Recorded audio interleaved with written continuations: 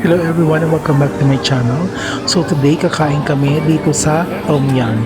So this is located here in SM North EDSA dito sa May Block. Actually hindi naman talaga dito ang plano namin, kaya lang nabulyas yung una namin balak, kaya dito na kami pumunta para magbukbang nila or kumain na lang for the dinner. So ang dami pa rin pagkain dito. So kumain kami dito kasi dumating yung kapatid ko galing States.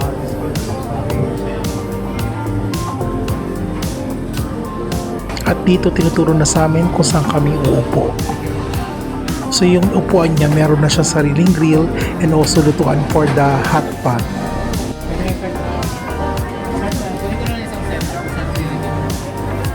Dito sa gilid, marami kayong makuha pagkain. Hindi lang naman for hot pot, may iba't iba din dishes at meron din kanin. At ito yung mga nakuha namin pagkain, iba't iba. Kasi nga bawat tao may sariling hot pot at meron ding grill. At ito na ang aking napiling hot pot. This is salmon and kain na po tayo. Sa totoo lang, yung nagka-stroke ako, nahirapan akong kumain using chopstick, kaya pinipilit na lang mga daliri ko.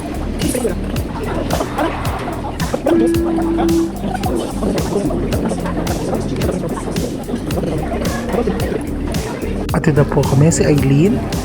At saka yan po yung kapatid ko galing sa States, si Ricky, si Mama, and of course yung pangatong kapatid, si Mark. At yun na po ko, ito na po yung salmon na nakuha ko, luto na po siya.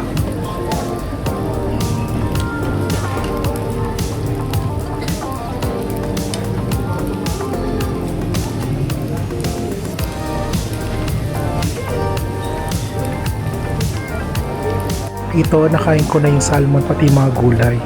At ito yung sausawan, hindi masarap yung nagawa ko. Dessert, kumuha ko ng potato salad and also avocado ice cream. Ito hindi siya masyado matamis pero masarap. And also kumuha din ako ng ibang sushi and also kumuha ko ng shabu-shabu. Sayang kasi yung sabaw.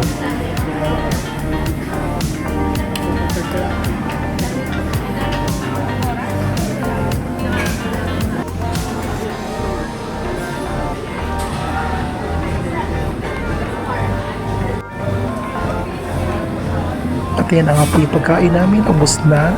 At iba, mga sabaw-sabaw na lang. And para matanggal ang umay, meron din kaming kape. Thank you very much for watching Eman Stories.